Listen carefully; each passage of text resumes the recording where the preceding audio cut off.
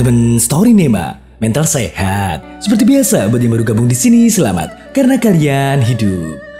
Kali ini Nema mau ngelanjutin drakor di Impossible Hair part kelima nih men. Nah, karena ada banyak episode, Nema sama Cak Seto bakal jadiin beberapa part dulu baru full episode, dan linknya bakal Nema taruh di kolom deskripsi. Buat yang udah subscribe maupun berlangganan, aku padamu. Dan buat balsemers yang request aja belum diturutin, sing sabar ya men, permen. Oke, langsung aja lah ya. Tarik napas dalam-dalam dan bumper dulu.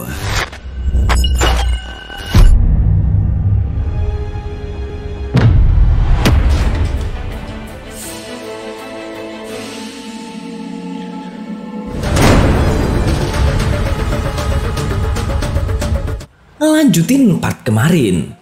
Entah apa yang terjadi sama si Tayo, tiba-tiba aja kita dibawa balik ke Inha yang lagi nyamperin Siwan di kafe tempat dia kerja sekalian ngumpet men. Awalnya sih Siwan pura-pura gak kenal gitu sama si Inha, tapi ya percuma aja sih, soalnya Inha udah tahu siapa Siwan sebenarnya. Dan faktanya Wan adalah seorang agen atau mata-mata dari Korut yang udah membelot gitu men. Tanpa basa-basi lagi, Inhan ngomong kalau dia datang ke situ adalah untuk menghabisi Wan sama Tayo di waktu yang sama, tapi di tempat yang berbeda. Sampai tiba-tiba dari belakang ada orang yang langsung nodongin senjata ke Wan, dan ternyata orang itu adalah teman yang selalu dipercaya oleh Wan men. Tapi pas Wan mau dieksekusi, si Inha tiba-tiba dapat telepon dari anak buahnya yang ngabarin kalau si Tayo berhasil selamat sesaat pas dia akan dihabisi. Bahkan si Tayo berhasil kabur dari penjara dan sekarang gak ada yang tahu di mana keberadaannya. Gara-gara itu, Ina pun gak jadi mengeksekusi Wan karena sementara ini masih dibutuhkan biar bisa cepet-cepet nyari tahu di mana Tayo berada.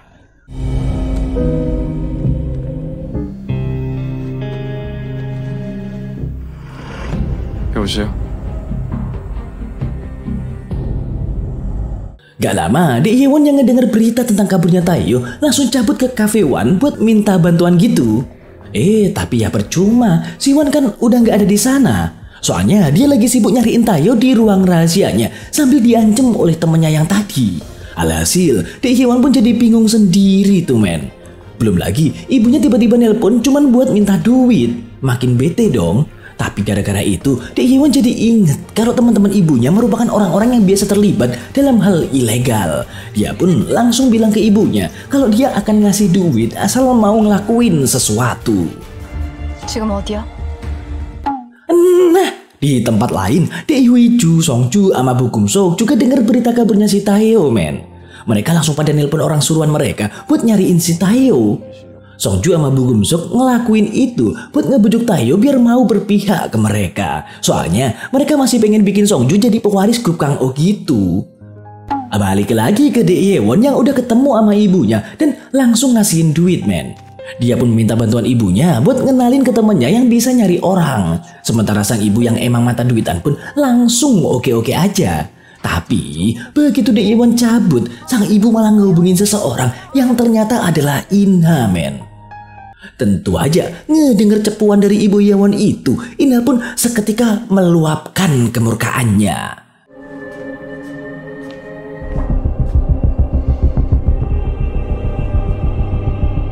Oke, kita pindah lagi ke Tayo nih men. Saat itu Tayo lagi mimpi tentang kejadian pas Inju sama Bona meninggoy.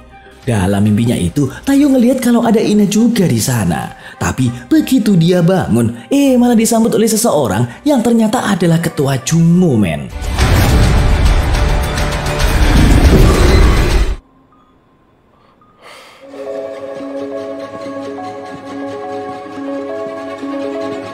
Bingung dengan situasi yang tengah dialami, Tayo pun nanya ke ketua Jungmo tentang apa yang sebenarnya terjadi.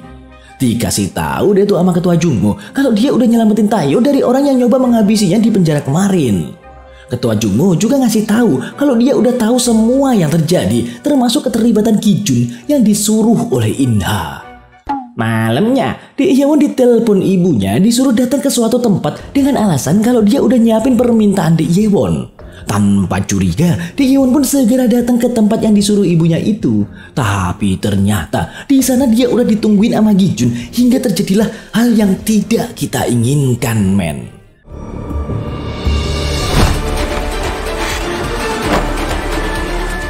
Begitu De Yewon sadar, ternyata dia udah disandera tuh sama si Inha. Sedikit terjadi percekcokan tuh di sana. Sampai akhirnya si Inha ini ngamuk gara-gara De Yewon terus-terusan ngebelain Taeyo.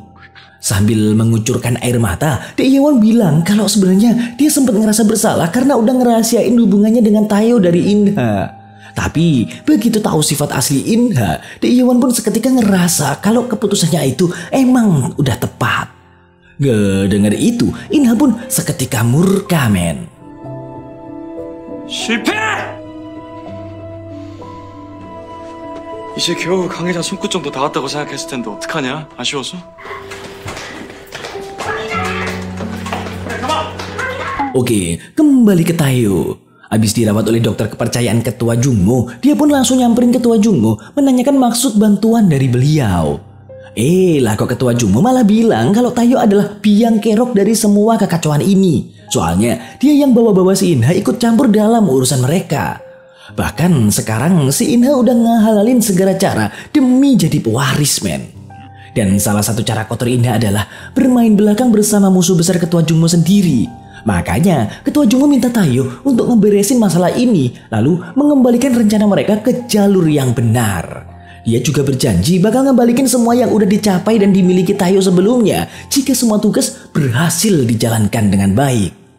Gak pakai lama, Taeyo pun langsung bergerak cepat untuk menghubungi De Yewon, men. Namun sayang seribu sayang, HP De Yewon gak aktif karena seperti yang kita tahu kalau De Yewon saat ini lagi disekap sama Inha. Nah, pas Taeyo mikirin cara buat ngehentiin Inha, dia malah keinget zaman dulu pas pertama kali ketemu Inha dan berencana menuju puncak bersama-sama. Namun sekarang mimpi itu harus dia kubur dalam-dalam karena justru Inha sendirilah yang telah mengkhianatinya, men. 네가 모든 걸 다 망쳤어. Besoknya, Inha nemuin De Yewon lagi dan bilang bakal ngelepasin dia asal mau ngebantu Inha untuk mencapai tujuannya. Namun karena gak punya pilihan lain, De Yewon pun akhirnya setuju walaupun dengan keterpaksaan, men. Gak lama, Taeyo dapat info dari Ketua Jungmo kalau De Yewon udah dibebasin sama Inha. Taeyo pun langsung ngeh kalau tujuan Inha ngelakuin itu demi ngedapetin dana gelap perusahaan Kang Oh melalui De Yewon yang saat ini merupakan ketua yayasan Kang Oh. Maka dari itu, Taeyo pun nyaranin Ketua Jungmo untuk mastiin kalau De Yewon masih berada di pihak mereka sebelum Inha berhasil ngedapetin dana gelap yang dia incer. Ngedenger itu, Ketua Jungmo pun langsung bergerak dengan menyuruh Hyokjin untuk membawa De Yewon ke hadapannya, men. Dan begitu ketemu, Ketua Jungmo pun segera ngasih tahu De Yewon soal rencana Inha. Dia meminta De Yewon untuk berpikir bijak untuk menentukan pihak siapa yang dia pilih. Dan setelah paham situasinya, De Yewon pun ngejawab kalau dia bakal ngelakuin yang seharusnya dia lakuin. Yang secara nggak langsung berarti dia mihak ke Ketua Jungmo gitu. Seketika, Taeyo yang ngedengar percakapan itu dari ruang rahasia pun menunjukkan kelegaannya, men. 나혜원, 돌아온 걸 환영한다. Oke, abis mastiin De Yewon ada di pihak mereka, Taeyo pun kembali berdiskusi dengan Ketua Jungmo buat ngegagalin rencana Inha. Dari pengamatannya, Taeyo nyimpulin kalau dari awal Inha cuma manfaatin musuh besarnya Ketua Jungmo, si Sajin, demi mencapai tujuannya doang. Soalnya, nanti kalau Sajin udah dapet setengah perusahaan grup Kang Oh dengan bantuan Inha, Inha pasti bakal nyingkirin Sajin secara paksa. Dan karena nggak ada pilihan lain, Taeyo akhirnya nyaranin Ketua Jungmo untuk nyerahin setengah perusahaan grup Kang Oh ke Sajin sebelum Inha memiliki kesempatan untuk ngelakuin itu. Sehingga Sajin nantinya bakal ada di pihak Ketua Jungmo, men. Ide yang cukup brilian sih. Namun begitu ngedenger rencana Taeyo yang gak masuk akal, Ketua Jungmo pun langsung nolak. Gak mau nyerah gitu aja, Taeyo pun memberikan rencana alternatif di mana tetap menjadikan Ketua Jungmo sebagai bos besar grup Kang Oh, tapi secara diam-diam tanpa sepengetahuan Sajin. Biar si Sajin ini gak bisa memiliki perusahaan itu seutuhnya. Dari sinilah baru deh Ketua Jungmo mau ngikutin semua rencana gilanya Taeyo. Alhasil, persaingan antara Taeyo dan Inha untuk mencapai puncak pun dimulai.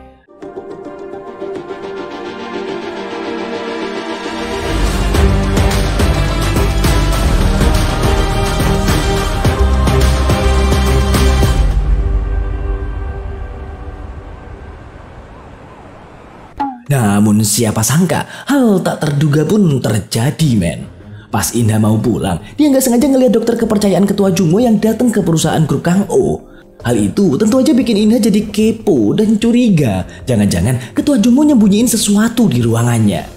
Karena penasaran, Inha diam-diam masuk ke ruangan Ketua Jumbo, men. Yang tentu aja membuat dokter kepercayaan Ketua Jumbo itu pun seketika kaget ngelihat Inha tiba-tiba nongol.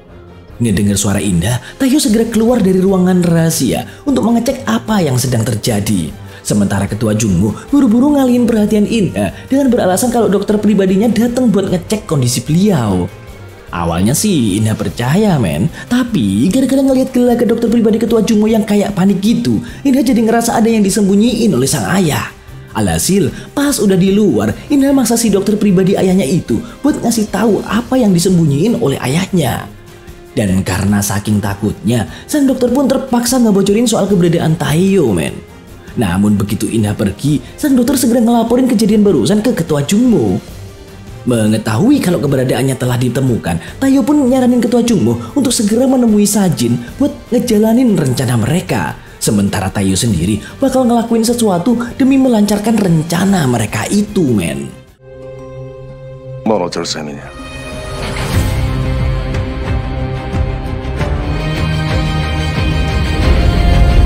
Dan karena Inha sama Huiju tahu kalau Taehyung sembunyi di ruangan Ketua Jumbo, Inha yang murka pun segera balik ke ruangan Ketua Jumbo. Tapi dia gagal nemuin Taehyung. Karena faktanya Taehyung udah kabur entah kemana. Sampai akhirnya dia malah ketemu lagi sama Ketua Jumbo di ruang pribadinya dan langsung nyuruh Inha untuk menghentikan semua rencana gilanya itu.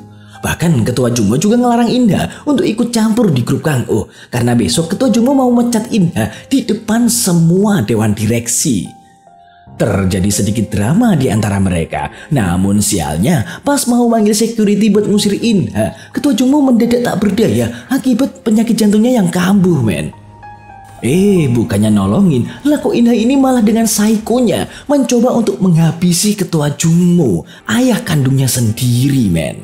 Untungnya, gak lama abis Inha cabut, Dek Huiju yang datang berniat ketemu sama Taehyung malah nemuin Ketua Jumbo yang terkulai lemah tak berdaya. Alhasil, Dek Huiju pun segera membawa Ketua Jumbo ke rumah sakit untuk mendapatkan perawatan, men. Gak lama, Songju, Bu Gemsok, dan yang lain juga datang ke rumah sakit nungguin kabar Ketua Jumbo. Dek Yewon pun nyoba nelpon Inha, soalnya dia gak ada di sana. Tapi begitu dengar kalau Ketua Jumbo masih hidup, Inha justru kaget. Gak nyangka aja kalau Ketua Jumbo masih bisa diselamatin. Akhirnya, Inha pun datang ke rumah sakit dengan perasaan dak-dik-duk, men. Tapi dia pun agak lega begitu tahu kalau Ketua Jumbo saat ini masih dalam keadaan kritis. Karena itu, Inha pun bergerak cepat dengan bergegas ke ruangan Ketua Jumbo buat nyariin Taehyung. Dia pun berhasil nemuin ruang rahasia tempat Taehyung ngumpet, walau sekarang ruangan itu udah kosong. Dan ternyata, begitu tahu kondisi Ketua Jumbo dari Dek Yewon, Taehyung pun pergi ke suatu tempat buat nemuin Jaksa Myungjin yang dulu pernah berurusan dengan grup Kang Oh, men. Tentu aja, Jaksa Myungjin kaget banget karena tiba-tiba didatengin Taehyung yang sekarang berstatus buron. Namun di sini Taehyung ngasih tahu alasan dia nemuin Jaksa Myungjin, yaitu untuk meminta bantuan beliau mencari pelaku asli yang telah menghabisi Inju. Awalnya Jaksa Myungjin nggak mau ngebantu tuh, karena status Taehyung emang udah kebukti sebagai pelaku yang telah menghabisi Inju. Terjadilah negosiasi yang ciamik di antara keduanya hingga Jaksa Myungjin pun akhirnya tertarik dan bersedia menuruti permintaan Taehyung untuk mencari HP-nya Buna di tempat barang bukti, men. Karena sejatinya di dalam HP Buna itu terdapat video yang nunjukin pelaku sebenarnya yang telah menghabisi Inju. Berbekal informasi dari Taehyung, Jaksa Myungjin pun bergerak secara rahasia menuju tempat barang bukti, men. Namun sayangnya setelah menemukan HP Bona, ternyata HP itu di-password. Jaksa Myungjin pun kemudian memanfaatkan privilege-nya sebagai jaksa untuk menyuruh seseorang membuka HP Bona itu. Tapi sialnya, Jaksa Myungjin gak nemuin video atau foto yang dibilang Taehyung tadi, men. Dengan fokus setingkat haki raja, Taehyung pun terus mencari video itu dengan teliti, sampai akhirnya nemuin sebuah folder mencurigakan, men. Dan bingo, begitu folder berhasil dibuka, ternyata semua rekaman kejadian yang nunjukin kalau Kijun lah orang yang menghabisi Inju sama Bona ditemukan. Dengan berbekal semua bukti itu, Taehyung dan Jaksa Myungjin pun membuat kesepakatan untuk bekerja sama mencari dalang yang telah memerintahkan Kijun. Karena di dalam video tersebut, muka sang dalang gak kerekam gitu, men. Sampai kemudian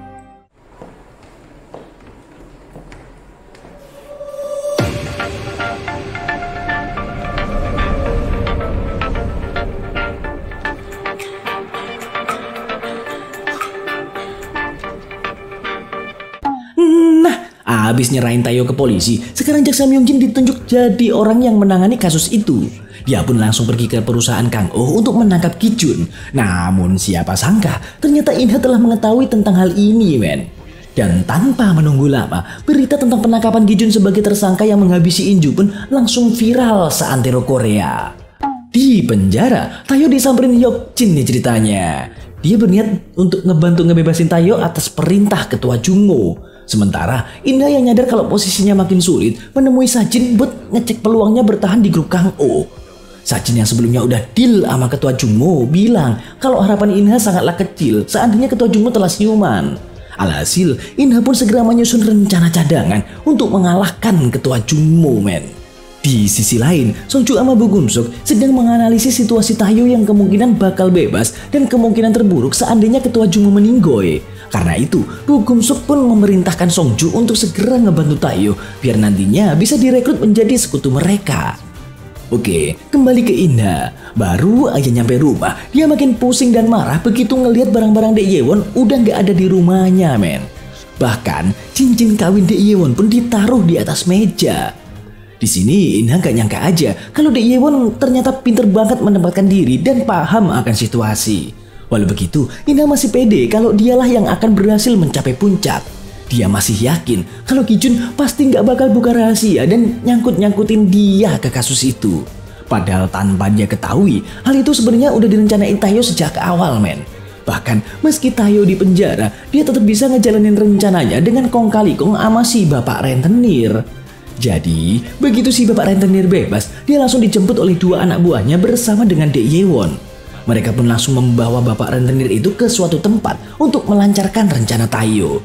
Ternyata Wan juga muncul di tempat itu karena faktanya dia berhasil selamat dari ancaman temannya yang jadi kacung Inha, men.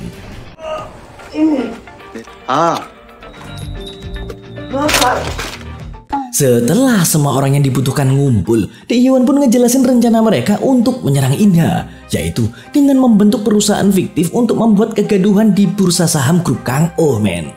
Dan bener aja, rencana itu pun berjalan dengan mulus. Perusahaan fiktif yang mereka bentuk berhasil membuat kegaduhan di bursa saham milik grup Kang Oh. Mengetahui hal itu, Inha, Songju, dan juga Bu Gum-suk pun kaget sekaget-kagetnya. Kok perusahaan receh kayak gitu bisa punya saham grup Kang Oh lebih banyak dari perusahaan lain? Dan begitu rencana berhasil, sekarang hanya tinggal menunggu Tayo yang lagi sidang ulang tentang kasusnya, men. Beruntung, berkat bantuan Hyuk-jin, hakim persidangan pun ngebatalin semua putusannya ke Tayo. Bahkan sekarang Tayo dibebasin dari semua tuduhan dan nama baiknya pun telah kembali seperti sedia kala. Kini, Tayo akhirnya bisa menghirup udara bebas tanpa status buron kayak dulu lagi, men.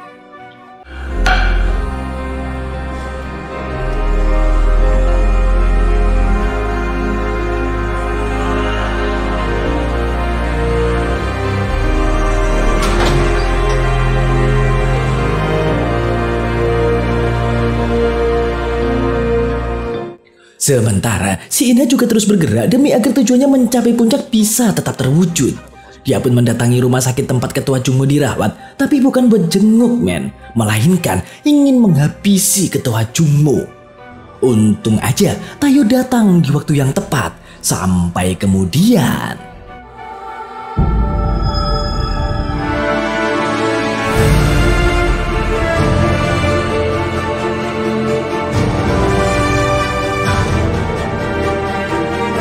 Oke, balik bentar sebelum Inha kepergok pas nyoba menghabisi ketua Jungmo. Faktanya, sebelum Inha dateng, ternyata si Tayo udah nyamperin ke ruangan ketua Jungmo duluan, berniat mau ngasih salam kalau dia udah balik. Tepat di saat itu, Inha lagi OTW ke rumah sakit, terus keinget omongannya Sajin soal nasibnya, men. Katanya sih dia bakal didepak sama ketua Jungmo dari perusahaan Kang Oh begitu ketua Jungmo udah siuman. Dan sebagai akibatnya, Inha pun nggak bisa berpikir jernih karena takut banget kalau yang diomongin Sajin bakal jadi kenyataan. Akhirnya, Inha nyamperin ketua Jungmo di rumah sakit dengan niat mau menghabisi nyawa ayahnya itu agar obsesinya untuk jadi pewaris tetap berjalan seperti apa yang dia impikan.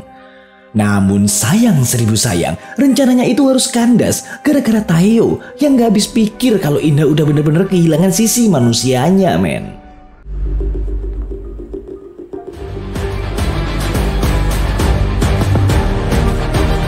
Tayo pun semakin yakin kalau Inha bukan lagi sahabat yang dulu dia kenal.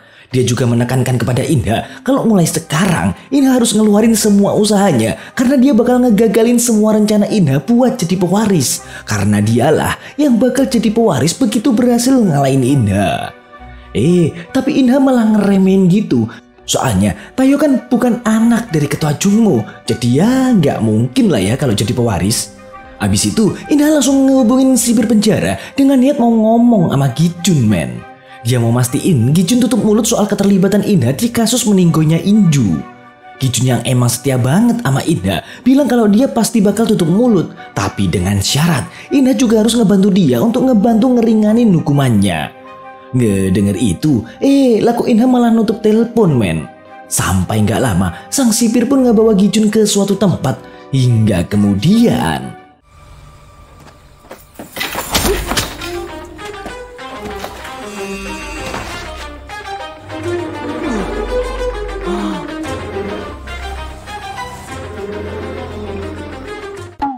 dan usut punya usut, sang sipir ngelakuin hal itu adalah atas perintah Inha men. Ngerasa masalah Gijun udah beres, Inha pun mulai mikirin rencana lain untuk ngelawan Tayo. Sementara Tayo bersama rekan-rekan seperjuangannya sedang menunggu kepastian apa perusahaan palsu yang dia bikin berhasil nipu perusahaan Kang Oh. Sampai gak lama, Wan ngasih kabar kalau rencana mereka telah berjalan dengan mulus karena Songju udah ngirim email buat ngajak ketemuan. Ya tentu aja mereka seneng banget dong. Jadi sekarang mereka tinggal nyiapin si bapak rentenir buat akting jadi pemilik perusahaan palsu buatan Tayo. Dan seperti yang kita duga, Songju ngelakuin itu atas perintah Bu Gemsuk yang masih pengen jadi pewaris seandainya ketua Jungmo beneran meninggoy. Berita bagusnya lagi, Inha juga kena tipu rencana Tayo karena dia harus mastiin perusahaan palsu buatan Tayo ada di pihaknya. Soalnya itulah satu-satunya cara untuk memenangkan voting para dewan direksi dan pemegang saham grup Kang Oh buat ngegantiin posisi ketua Jungmo men. Oke, waktu pun berlalu begitu kenceng. Hari meeting pemegang saham akhirnya tiba. Di sebuah tempat pertemuan yang mewah, Inha, Songju dan Bu Gemsok lagi asik ngobrol-ngobrol santuy sambil nungguin orang dari perusahaan palsunya si Tayo. Nggak lama mereka kaget setengah mampus pas tahu ternyata pemilik saham terbesar grup Kang Oh itu adalah si Tayo men. Mereka bengong semua tuh, gak percaya gitu gimana ceritanya si Tayo bisa jadi orang penting di perusahaan Kang Oh. Tapi mau gimana lagi, mereka lagi butuh banget bantuan Tayo, jadi ya terpaksa nurutin aja deh maunya si Tayo. Gak terima rencananya diganggu, Inha pun langsung ngancem Tayo, bilang kalau dia gak bakal tinggal diem dan bakal ngasih kejutan yang tak terduga untuk Tayo. 네 뜻대로 되게 내가 그냥 둘 것 같아?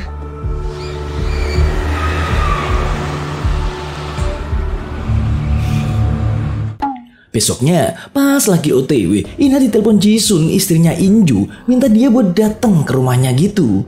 Begitu nyampe, Jisun langsung nawarin kerjasama untuk mendapatkan bagian di perusahaan Kang Oh, biar mereka sama-sama untung. Inha yang emang lagi butuh banget suara buat menang voting pun langsung setuju tuh men. Tapi gak lama, Inha ditelepon Bu Gemsok untuk ngajak makan malam bareng di rumahnya. Begitu udah nyampe, lah kok ternyata di situ udah ada Tayo men. Inha langsung ngeh tuh kalau Tayo pasti bakal ngasih suara votingnya ke Bu Gemsok. Dan karena Tayo lagi-lagi ngehalangin rencananya, dia pun mikir gimana cara buat ngebales si Tayo ini. Sampai akhirnya dia keinget dengan latar belakang Tayo yang dimana dulu Tayo sama ibunya selalu jadi korban KDRT ayah tirinya.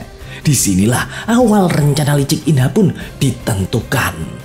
Dan bener aja men, besoknya si perkenalan Inha nyamperin ayah tiri Tayo, ngasih tahu kalau permohonan pembebasan sementara ayah tiri Tayo itu telah disetujui. Sang sipir juga ngasih HP sama foto tempat tinggal ibunya Tayo sebelum dia cabut dari penjara. Ngelihat itu, ayah tiri Tayo pun mulai ngeluarin senyum psikopatnya men.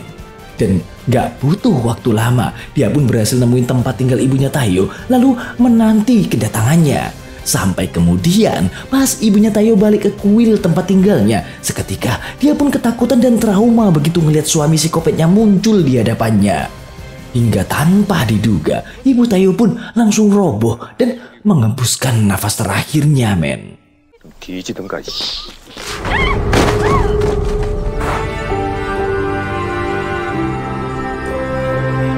Di Di sisi lain, si Inha kembali menyusun rencana untuk memenangkan voting menjadi penerus perusahaan grup Kang O. Dan target selanjutnya adalah Bu Gemsuk, men. Dia menemui Bu Gemsuk sambil bawa-bawa dokumen yang isinya adalah bukti kesalahan Bu Gemsuk di masa lalu. Ternyata dulu Bu Gemsuk pernah terlibat kasus tabrak lari dan penggelapan dana perusahaan gitu. Karena itulah Inha pun menyuruh anak buahnya untuk ngelaporin Bu Gemsuk ke polisi. Dan gak pakai lama, Bu Gemsuk pun langsung diciduk oleh polisi saat itu juga. 지금부터 하신 말씀은 불리한 증거가 될 수 있으며 변호사를 선임할 수 있습니다. 어머니! 변호사를 Beres ngurusin semua itu, Inha pun langsung ngadain konferensi pers, sok-sokan jadi pahlawan yang mau membereskan kekacauan di grup Kang O gitu. Ngelihat kelakuan Inha, Tayo pun segera memerintahkan Wan untuk mencari informasi apapun yang bisa digunain buat ngehancurin rencana Inha. Tapi di sini Wan bilang kalau kebanyakan dewan direksi dan pemegang saham yang tadinya dukung Bu Gemsuk sekarang malah ngedukung Inha. Dan belum sempat mikirin rencana lain, lah kok Tayo tiba-tiba dapat telepon yang mengabarkan kalau ibunya baru aja meninggal. Dengan perasaan yang bercampur aduk, Tayo pun langsung pergi ke tempat ibunya itu, men. Dan begitu ngelihat jenazah sang ibu, perasaan pilu semakin menggerogoti jiwa Tayo, men. Karena sebelumnya dia belum sempat menemui sang ibu dikala beliau masih hidup. Bahkan Tayo juga sempat mengusir ibunya saat ngejenguk dia di penjara dulu.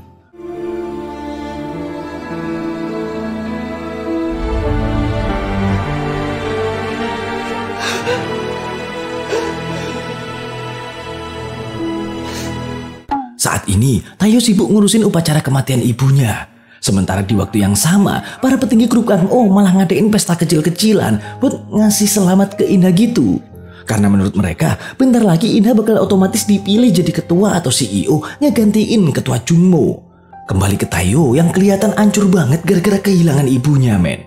Ditambah lagi, Tayo baru tahu penyebab kenapa ibunya meninggoy, yaitu gara-gara ayah tirinya dibebasin oleh seseorang dari penjara. Di tengah kepiluan itu, Song Jung nyempet-nyempetin datang buat ngucapin bela sungkawa sekaligus ngasih tahu kalau orang yang udah ngebebasin ayah tiri Tayo dari penjara adalah Inha. Tapi yang bikin kesel, si anjing Inha ini malah asik-asikan nyantai di ruang ketua Jungmo, men. Emang brengsek nih orang.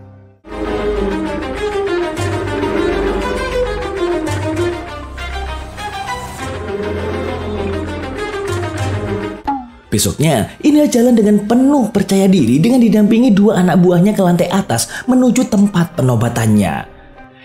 Pas mau nyampe, langkahnya harus terhenti karena dicegat Myung Jin, petugas kejaksaan bersama teman-temannya, men. Sekarang, Inha harus ditangkap karena telah terbukti jadi dalang di balik meninggonya Injun dan Gijun. Inha pun semakin murka lantaran ngelihat sosok Tayo yang juga hadir di tempat itu, men. Mamam tuh borgol.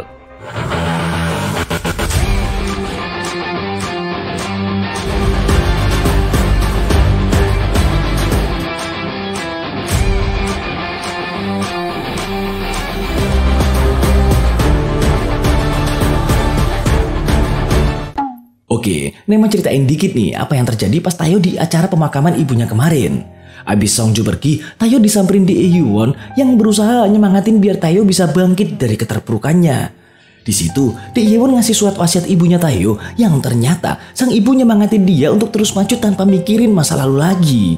Dan karena hal itulah, Tayo pun kembali teringat akan impiannya untuk bisa mencapai puncak. Karena itu, besoknya Tayo langsung pergi ke tempat pertama kali dia bertemu dan membuat janji dengan Inha dulu, men.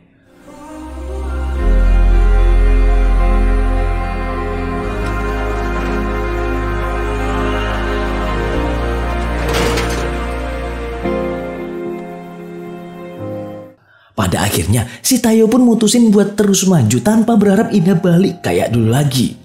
Dan sebagai langkah awal, Tayo nemuin ketua Jungmo terus bilang kalau dia bakal ngelindungin grup Kang O seperti apa yang diinginkan oleh ketua Jungmo dulu.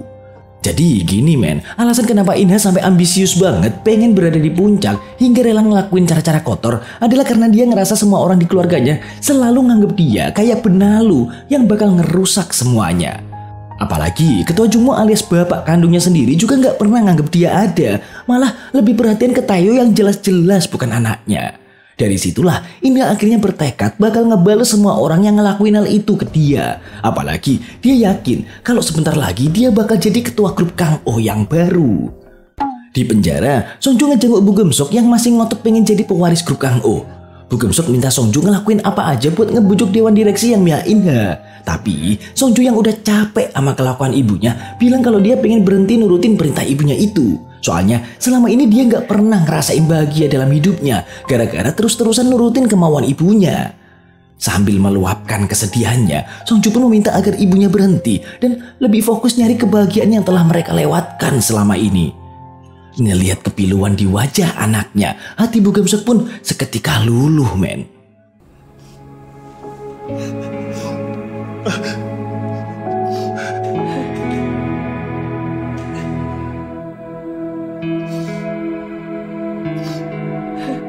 Oke, balik lagi ke masa sekarang di mana Inha ditahan oleh Jak Samyung Jin. Pas diinterogasi di kantor polisi, Inha kayak nggak takut sama sekali gitu. Soalnya dia ngerasa udah ngilangin semua bukti keterlibatannya di kasus Inju. Selain itu, dia juga punya Sajin yang bisa gampang ngeluarin dia dari kasus itu. Tapi menariknya, bahkan hal itu udah diprediksi oleh Taeyo yang ternyata udah nyiapin sesuatu yang nggak bakal Inha bantah, men. Taeyo udah nyiapin Gijun yang ternyata masih hidup dan mau ngaku jujur soal semua yang terjadi, termasuk tindakan Inha.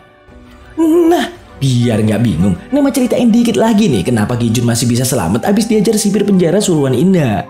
Kalau kalian ingat sama Dek Jiyong si dokter yang dulu pernah nolongin Taeyo, ternyata dia yang berhasil nyelamatin Gijun dan langsung nelpon Taeyo buat dateng, men.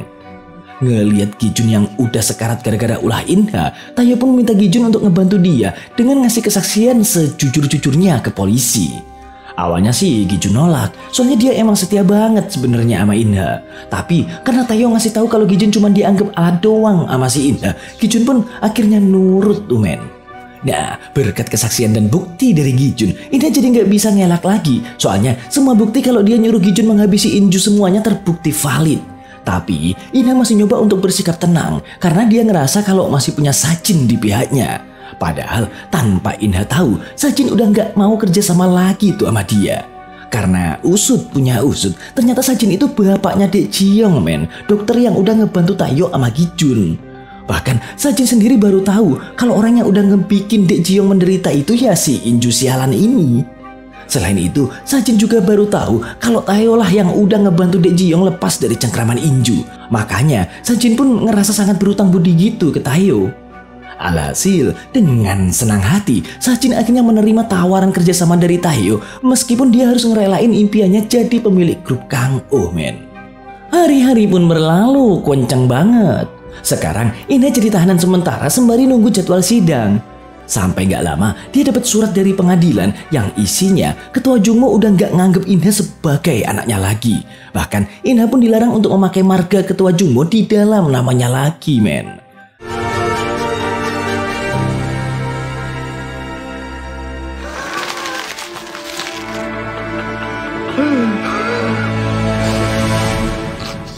Sementara Taeyo lagi sibuk ngurusin masalah grup Kang Oh biar bisa balik stabil kayak dulu lagi nih ceritanya. Di tengah kesibukannya, tiba-tiba Dek Hwi-ju nelpon minta Taeyo cepet-cepet datang ke rumah karena ada sesuatu yang penting banget.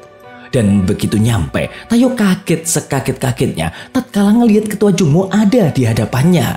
Taeyo jelas seneng banget dong, soalnya Ketua Jungmo berhasil siuman dari komanya. 태호야,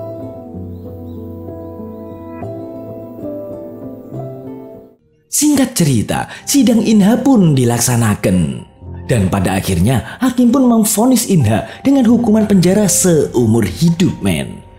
Setelah sidang kelar, Taeyo ngejenguk Inha buat nanyain alasan kenapa Inha bisa berubah jadi orang yang kejam kayak gitu. Terjadilah obrolan bla bla bla bla bla bla bla hingga sebelum Taeyo pergi, dia pun memberikan secarik foto. Sampai kemudian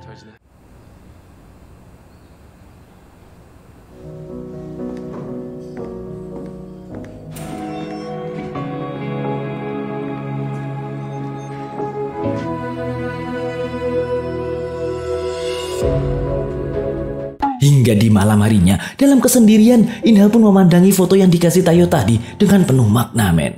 Sampai gak lama, Inha pun melakukan tindakan yang sangat mengejutkan, Yaitu, dia memilih untuk mengakhiri hidupnya sendiri karena tumpukan rasa penyesalan atas apa yang telah dia perbuat selama ini.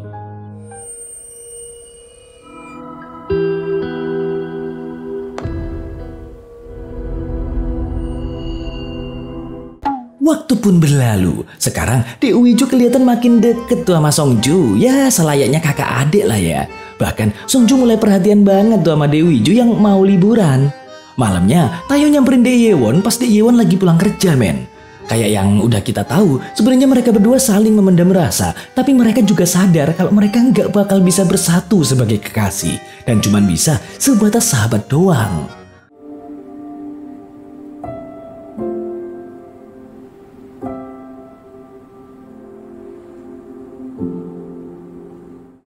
Setelah 3 tahun berlalu, saat ini Songju udah jadi direktur perusahaan grup Kang Oh nih ceritanya. Sementara Taeyeon lagi nyantai sama ketua Jungmo sambil ngeliatin grup Kang Oh yang sekarang udah jadi perusahaan terbesar seperti apa yang diimpikan oleh ketua Jungmo selama ini. Daewon yang terjun ke dunia politik sekarang udah jadi salah satu orang penting di pemerintahan. Bahkan Daewon memiliki akses untuk bisa ngobrol langsung sama Pak Presiden tuh men. Kali ini Songju datang ke ruangan ketua Jungmo, tapi ternyata yang duduk di kursi ketua Jungmo itu malah si Taeyeon. Faktanya, pas Taeyeon sama ketua Jungmo ngobrol di rumah Dewi Ju dulu, ketua Jungmo ternyata nyampein rasa terima kasihnya ke Taeyeon karena udah ngejaga grup Kang Oh dikala dia koma. Makanya, ketua Jungmo pun nawarin Taeyeon buat ngegantiin posisinya. Namun hal itu malah bikin Taeyeon bingung men, soalnya dia kan bukan anaknya ketua Jungmo. Dijelasin deh tuh sama ketua Jungmo tentang betapa kagumnya beliau dengan semua tindakan Taeyeon selama ini, serta alasan mengapa beliau ngasih perlakuan khusus ke anak-anaknya. Dan sekarang setelah ngelihat apa yang Taeyeon lakuin, ketua Jungmo pun mempercayakan sepenuhnya grup Kang Oh kepadanya. Dan menariknya, keputusan ketua Jungmo itu ternyata sama sekali nggak ditentang tuh sama Songju. Bahkan Songju sendiri ngerasa kalau Taeyeon emang pantas jadi pewaris. Soalnya Taeyeon memiliki kemampuan yang jauh lebih jago dibanding dia. 절대 틀린 적 없는 분이셨으니까. 조금이라도 문제가 생긴다면 언제든 이 자리.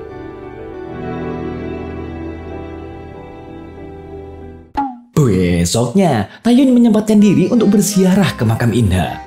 Habis itu, hubungan Taeyeon sama Dewi Ju juga kelihatan makin deket gitu.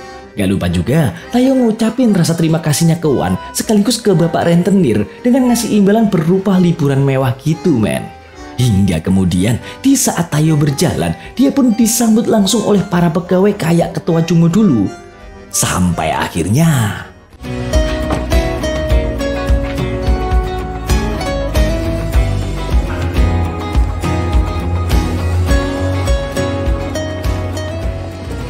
tamat.